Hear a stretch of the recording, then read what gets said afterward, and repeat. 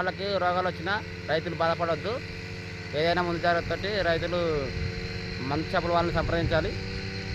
దేనికైనా భయపడకుండా ముందు జాగ్రత్తతోటి ధైర్యంతోటి ఉండాలని చెప్పేసి నా ప్రార్థన.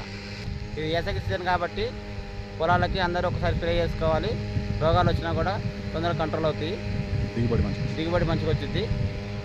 నీరు మంచిగా పారించుకోవాలి దగ్గరుండి అని చెప్తున్నాను.